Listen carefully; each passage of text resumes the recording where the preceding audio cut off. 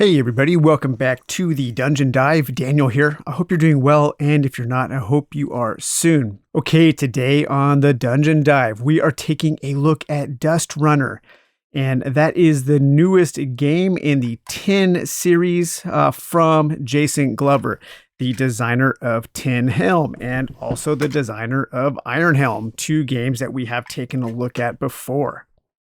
This game recently has been shipping from the Game Crafter from this successful crowd sale that they did there. So that's cool. And I was a backer or a buyer of DustRunner.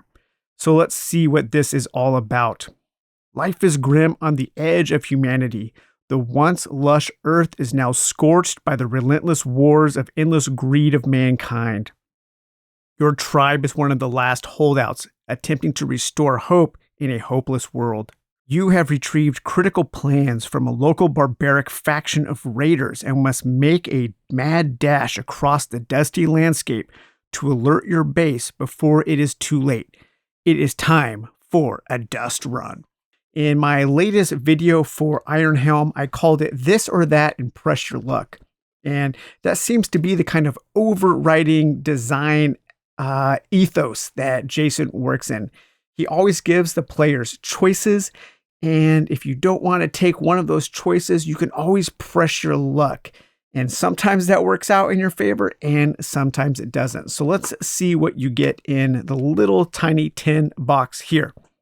And yes, your eyes are not deceiving you. This is his first game that comes with little minis inside in the 10 series, and I think that is just absolutely hilarious. These little post-apocalyptic Mad Max cars that they can print on the Game Crafter are pretty cool looking. That is very, very funny. I liked that a lot. But so here's everything you get. We'll dump that out. As you can see, just right on the top here, you do get 2 new promo cards for Tin Helm. So if you already have Tin Helm and you buy DustRunner, then it works as a little micro expansion for Tin Helm. I love that. I think Gate also came with a couple promo cards for Tin Helm. So Tin Helm is getting expanded quite a bit now. So these are 2 new dungeon cards that will have different things that can happen on the back there. I'm just going to add those to my Tin Helm box, and that Tin Helm box is packed full now. I don't know how much more Jason can cram in there, but we'll dump this out, and then I'll raise up the camera and we'll talk a little bit about DustRunner.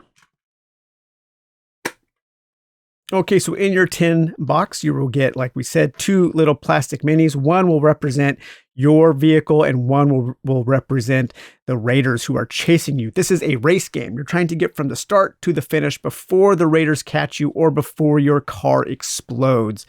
If either of those happen, you immediately lose the game. You will also get 2d6, and these are just used to keep track of the enemy health. And you will get a few little cubes here to keep track of your resources. You get a deck of small cards and a deck of large cards. Let's take a look at the large cards first. So the large cards will be, first you will have your rule cards here, and they are 18 sides, so there are 9 cards. The rules are divided up into 9 cards. Pretty self-explanatory. I was able to read it through just once and pretty much get the gist of the game. Jason also has a good teach video on YouTube, and I also watched that just to clear some things up. So very handy there. Your other large cards will consist of your vehicle cards. And the vehicle cards are interesting. You get to kind of design your vehicle. You have a rear, a middle, and a front end here. And the rear section determines how much ammo you start with. The middle section determines how much bonus damage you do. And the front section determines how much health you have. So this setup here, this configuration is kind of easy mode.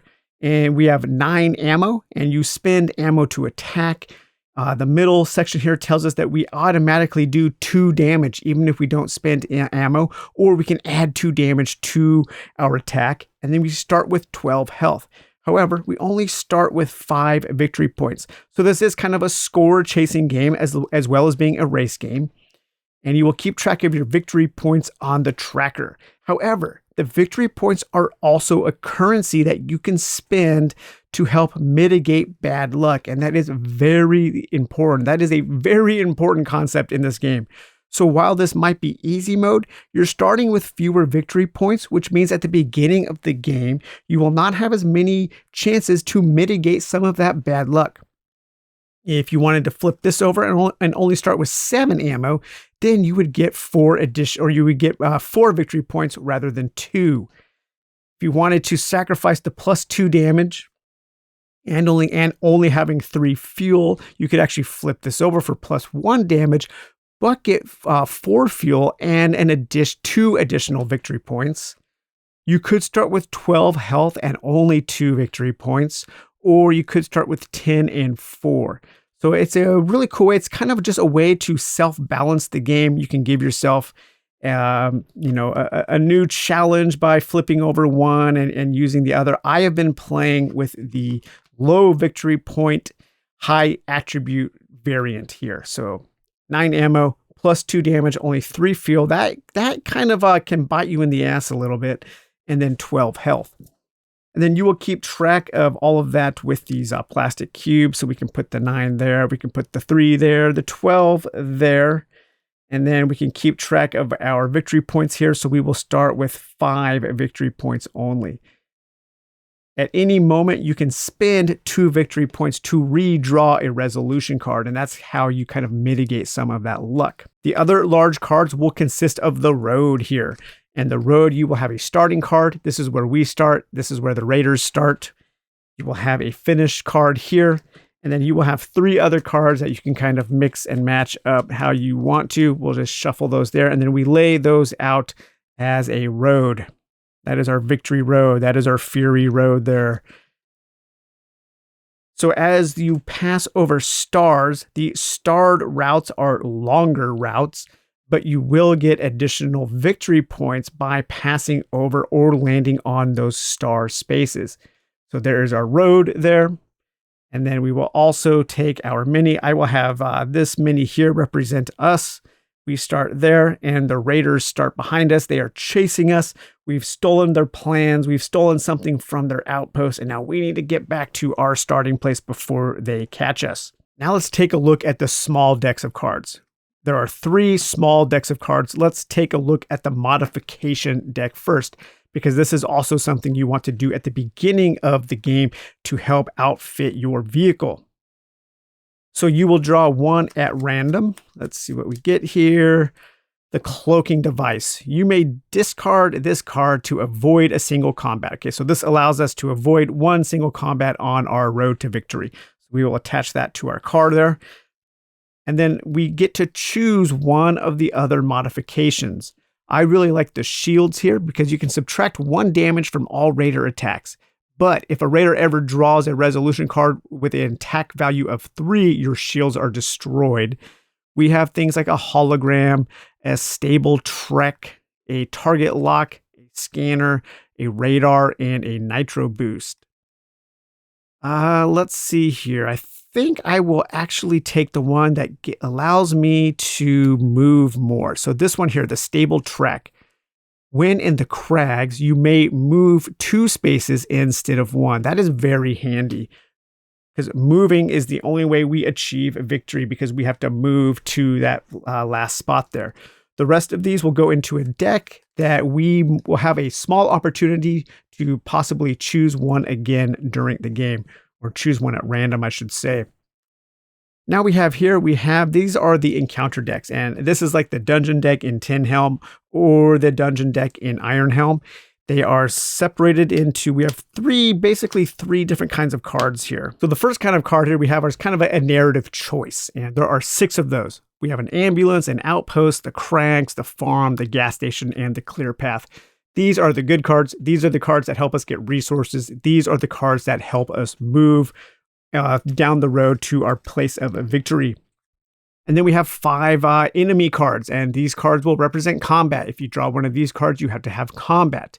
And like Iron Helm, if you choose to do the combat, if this is the first card you draw and you choose to face it, it's always easier than drawing it as the blind second card. So that's kind of the pressure luck element. So we have these enemies here, and then we have one special card here, and that is the Dust Worm. And this card you have to encounter, and you just lose 3 space, and the Raiders advance 1 space. So this is a really bad card that comes out, and you always have to do it if it's face up. Chose that card, you have to do it. You can't avoid it. And I think Jason said that this is the first time in this kind of design that he has included a card that you have to do that is just bad. We're going to take all of those cards here and give those a shuffle. And then we have our resolution deck. And the resolution deck is a multi-purpose deck that covers all kinds of different information. When you draw one of these cards, this card will tell you how much additional health the enemies get. It will tell you who attacks first in combat, either the Raiders or you, the driver. This can be used to tell you how many spaces the Raiders move when they move. This can tell you how much damage attacks do. From 0 to 3, I believe, is the top value there. And then this is the loot section. And when you draw this card, you will always get that loot. And then if that symbol there matches the symbol on the Raider you are fighting, then you will get an additional kind of loot after that battle. So we can mix these up. Okay, and now we are set up to play DustRunner. So like a lot of Jason Glover's designs, you will draw one card face down and one card face up. And now here comes the choice. We have a clear path, or we can take the mystery card. The clear path is one of the best cards we can get. You may spend 1 fuel to move 2 spaces. Heck yeah, that's what we want to do. So we have 3 fuel right now. We'll spend 1. We will move our card 2 spaces, giving us some distance away from the Raider. And then this card gets discarded without us looking at it, so we don't know what we didn't choose. And now the clear path gets discarded as well. So face down and face up. Hey, the Crags. Oh my God, we are very lucky. So normally the Crags, you may spend 1 fuel to move 1 space. But remember, we chose the stable trek at the beginning to outfit our car. In the Crags, you may move 2 spaces instead of 1. So heck yes, we're going to spend another fuel and move 2 spaces, and then we will discard these. We are off to a great start, but we're using a lot of fuel. Hopefully we can find that gas station. And what do we have here? We have Raiders. Okay, so if we choose to fight these Raiders, they start with only 1 health and they only draw 1 attack card. I'm going to choose to fight these Raiders just to show how combat works. So the first thing we do is we will draw a resolution card to see how much additional health they have. 2. Okay, so this is a pretty easy combat. So they have 3 hit points worth of damage before they are destroyed.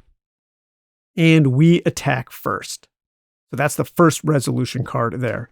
Now I can do 2 points of damage without spending any additional ammo, but I'm going to spend 1 point of ammo to draw this card to see how much damage I do, and 0.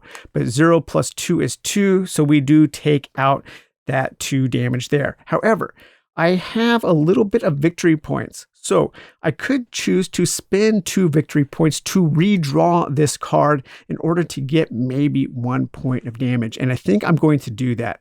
So I will spend 2, taking me down to 3. And then I will draw this. And now I've done 2 points of damage, plus my 2 is 4. So I have destroyed this Raider. Now we draw our loot card here. And the loot card, I get a ammo. So I'll take my ammo back. I look at the moon symbol. It doesn't match, so I don't get an additional point of ammo. However, this also tells me that the Raider moves 1 towards me. So the Raider moves 1 like that. Now, it's very important to use your victory points as a currency to redraw cards, because I'm going to reset a little bit.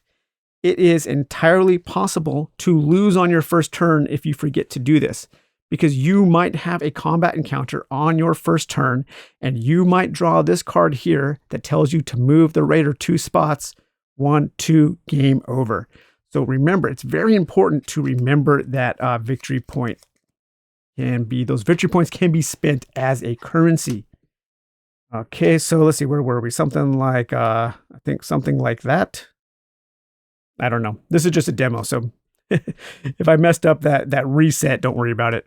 Okay, now the Spybot. The Spybot is a combat card, but it's a little bit different than the Raider card. The Spybot doesn't do damage to you. The Spybot is tracking you. It's like a drone, and it's tracking your progress. And the Spybot will allow the Raider to move more spaces. I think he was there. I think I just moved one. Anyhow, it doesn't matter. I am going to press my luck. I don't want to face off the Spybot. I want to try to find that gas station. So I'm going to encounter this card here. Oh, that is the absolute worst. I made the absolute worst choice. I made the worst choice in the game. I decided to press my luck at the worst possible moment. This is the big bad. This is the main Raider here. And because I blindly chose to face him off as the second card, he starts with 6 health and he draws 2 cards to attack. This is a great time to use my cloak. You may discard this card to avoid a single combat. Yes. All right, so my cloaking device came in handy. I will avoid that combat. Now let's keep going here. Okay, the outpost. I can spend 1 fuel to move a space or gain 2 ammo. I don't need ammo. I don't want to move anymore. I need to find that gas station. And oh shoot, the Raiders. Okay, so this Raider starts with 5. It only does 1 attack. Let's see how much more how much more health it has. 6. Ouch. All right. So as you can see, things can quickly snowball. I should have just spent some time at the outpost. Now you're going to go through this deck until you only have 2 cards left, and then those will be your final cards. You will choose one of those. Once you have gone through all 12 cards, making your choices, you will mix those back up together. In between rounds, you need to spend a point of fuel, just like in Iron Helm or Tin Helm, where you would have to spend food in between the dungeon levels. If you can't, then the Raiders will move up, getting closer to you because you are out of fuel, and then you repeat the process. It takes about 3 or 4 times through this deck to get to the finish line. I've played the game a handful of times. I've won once. I think it's maybe a little on the easier side. I think the game is easier than Tin Helm. I think the game is easier than Iron Helm. I'm not saying it's a super easy game, but I feel like I have more of a chance to win at this game. So DustRunner is pretty cool. I love Jason Glover's designs. I love that pressure luck element. I love how many choices he gives the player. I like how the victory points can be used as a currency. But if you care about scoring, you can also score your game and you can also go for a high score. So that's pretty cool too. I love the look. It has that old kind of 80s computer graphics look is super cool. And I like that it's another post-apocalyptic game because we don't get a lot of post-apocalyptic games. So it's nice to have a game in this theme, in this space. And it packs a lot of punch for being in such a small box, just like Tin Helm does. So if you are looking for another small box game to add to your shelf of small box thematic games, I can highly recommend DustRunner. It's super fun. It's really fast. You can get through a game in about 20 minutes or so. So it's kind of that perfect kind of a lunch break game as well. So all right, you guys, I hope you enjoyed this look at DustRunner, and we will talk to you later. Bye-bye.